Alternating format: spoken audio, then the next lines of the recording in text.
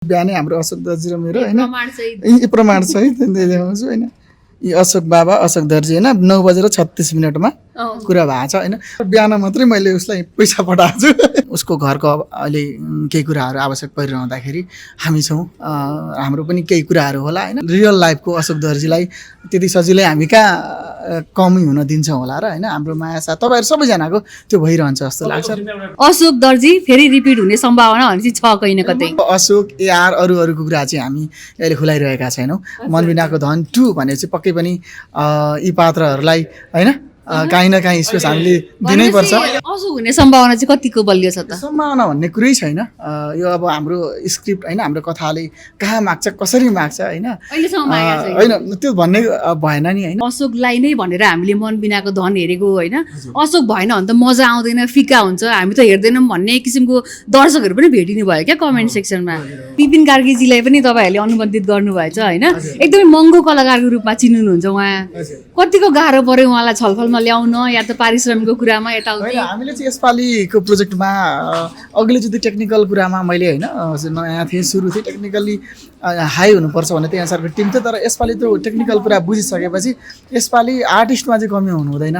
मेरो पात्र मेरो स्क्रिनमा जति सिन देखिनुहुन्छ उहाँले मेरो स्क्रिन होल्ड गर्नुपर्छ र त्यही अनुसारको सुहाउँदो क्यारेक्टरहरू चाहिँ मैले छान्ने क्रममा एउटा पात्र यस्तो छ जहाँ मलाई विपिन कार्की नै चाहिने टाइपको एउटा हाम्रो कथाले मागेको भएर हामी विपिनजीलाई पनि हामीले अनुबन्धित गरिसकेका छौँ। अब कतिको गाह्रो पर्यो पैसाको कुरामा चाहिँ थोरै खुलाइदिनु, कतिको महँगो हुनुहुँदो रहेछ? त्यस्तो गाह्रो सजिलो भन्दा पनि हामीले उहाँलाई हाम्रो मुभीको प्याटर्न होइन स्क्रिप्ट कथा दिइसकेपछि उहाँले त्यो जुन पात्र हामीले डिजाइन गरेका छौँ उहाँको लागि त्यो पात्रले चाहिँ उहाँको हुन्छ नि आगामी केरियरमा अलिकति फरक एउटा दिन्छ यो पात्र गरिसकेपछि भन्ने एउटा विपिन सरको निर्णय भइसकेपछि हामीले अरू कुरालाई त्यति धेरै गाह्रो गर्नु परेन। हामीले चलचित्रको पात्र उहाँले मन पराइसकेपछि चाहिँ लगभग सजिलो नै भयो हामीलाई। पहिलो पटक होला तपाईँहरूले होइन पूजा शर्मा र विपिन कार्कीलाई सँगै लिएर आउँदै हुनुहुन्छ क्या। त्यसले गर्दाखेरि पनि फर्स्टचोटि कस्तो केमिस्ट्री देखिएला पूजा शर्मा र विपिन कार्कीको भन्ने अर्को चर्चा बटुलिरहेछ। कसरी आयो यो कन्सेप्ट? चलचित्रमा त्यस्तै नै छ। हाम्रो पात्रहरू जुन तरिकाले डिजाइन अघि मैले भने गर्नुपर्ने थियो हामीलाई यही पात्रहरू किनकि उहाँहरूको हामीले सबै चलचित्रहरू होइन उहाँहरूको क्यारेक्टरहरू बुझिसकेपछि चाहिँ निर्णय गर्ने क्रममा चाहिँ सबैलाई हामीले जस्तो पूजाजी चाहिन्छ भने चाहिँ हामीले पूजाजीलाई एप्रोच गऱ्यौँ। पूजाजीले उहाँको पात्र सुन्ने बित्तिकै ओके भन्नुभयो होइन। त्यसै गरी विपिन सरको कुरा भइहाल्यो। त्यसपछि महेश त्रिपाठी अरू पनि कुरा खोलाउँ, किरण केसी, त्यसै गरी सरोज खनाल, अब फिमेल पात्र हाम्रो एक दुई दिनमा फाइनल हामी गर्दैछौँ। लगायत अरू नसोचेको पात्रहरू पनि हुनुहुन्छ होइन। चलचित्रमा हामी बिस्तारै खुलाउँदै जानेछौँ। बस सोचेको पात्र अशोक बाहेक यो कुरा चाहिँ अहिले अब अशोक एआर अरूको कुरा चाहिँ हामी अहिले खुलाइरहेका छैनौँ। मनबिनाको धन 2 भने चाहिँ पक्कै पनि यी पात्रहरूलाई होइन काहीँ न काहीँ स्पेस हामीले दिनैपर्छ। अशोक र तपाईँको गफ कुराकानी फोन नभएको कति समय भयो? अघि भर्खर बिहान मात्रै मैले उसलाई पैसा पठाएको छु। फिल्म होइन यस्तो हुन्छ। अब हाम्रो कुरा हुन्छ कि हुँदैन भन्ने कुरामा चाहिँ भर्खरै अघि बिहानै हाम्रो अशोक दर्जी र मेरो होइन प्रमाण सहित देखाउँछु होइन। यी अशोक बाबा अशोक दर्जी होइन 9:36 कुरा भएको छ होइन। कुरा नहुने भन्ने हुँदैन होइन यस्तो होइन। उसलाई अब उसको घरको अहिले केही कुराहरू आवश्यक परिरहँदाखेरि हामी छौँ। हाम्रो पनि केही कुराहरू होला होइन। त्यो अनुसारको साथ सपोर्ट अझै पनि भइ नै हाल्छ। त्यो त अझै पनि भन्दा पनि तपाईँ हामीले बनाएको होइन एउटा क्यारेक्टर भनौँ न हाम्रो रियल लाइफको अशोक दर्जीलाई त्यति सजिलै हामी कहाँ कमी हुन दिन्छौँ होला र होइन। हाम्रो माया साथ तपाईँहरू सबैजनाको त्यो भइरहन्छ जस्तो लाग्छ। मैले के पो थियो मैले बिर्सेँ त्यस्तै के थियो होइन। मैले एकपल्ट बिर्सेँ त्यो होइन। मैले अर्को चलचित्रमा कथामा लागिरहेको भएर ठ्याक्कै त्यो मैले सम्झिन सकिनँ। म तिमीलाई मेरो साथ रहिरहनेछ, समयले साथ देला नदेला मेरो साथ रहिरहनेछ यस्तै थियो।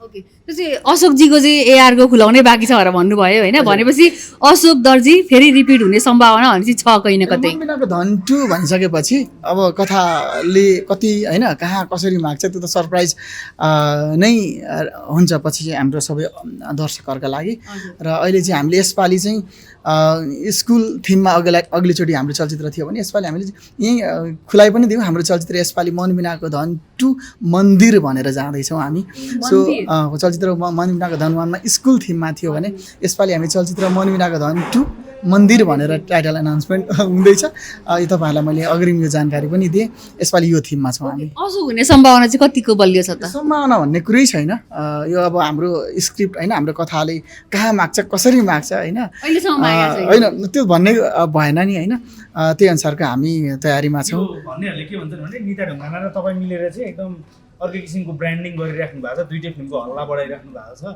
भनेर पनि भनिरहेछन् कि होइन मिलो मत त होइन अशोकलाई बिचमा राखेर होइन मिले म त भन्ने त्यस्तो छैन म आफ्नो तरिकाले गइरहेको छु उहाँ आफ्नो तरिकाले गइरहनु भएको छ होला होइन सो यस्तो मिले म त भन्ने छैन हामी चाहिँ मैले अघि पनि भने हाम्रो मन्दिर थिममा छौँ र यसपालि विपिन कार्की होइन पूजाजी महेश त्रिपाठी सरोज खनाल किरण केसी होइन अरू प्रकाश घिमिरे लगायत अब म पनि छु होला लगायत हामी धेरैजना यसपालि हाम्रो मेहनतमा लागिरहेका छौँ विशेष रहनेछ अब यो कलाकारको लाइनअप देखिसकेपछि अरू हाम्रो पात्रहरू आवश्यक अनुसार हामी चलचित्रमा देखाउनेछौँ ओके एउटा ग्रुपको दर्शकले चाहिँ हुन्छ नि अशोकलाई नै भनेर हामीले मनबिनाको धन हेरेको होइन अशोक भएन भने त मजा आउँदैन फिका हुन्छ हामी त हेर्दैनौँ भन्ने किसिमको दर्शकहरू पनि भेटिनु भयो क्या कमेन्ट सेक्सनमा उहाँहरूले चाहिँ अशोक भनेरै फलो गरेको भन्नुभएको छ होइन के भन्न चाहनुहुन्छ त्यो सोचेरै तपाईँहरूले होइन अशोकलाई पनि एन्ट्री गराउनुपर्छ भन्ने हो कि मैले अघि पनि भने अशोक त्यही उहाँहरूको मायाले गर्दा नि आज डेब्यू होइन नव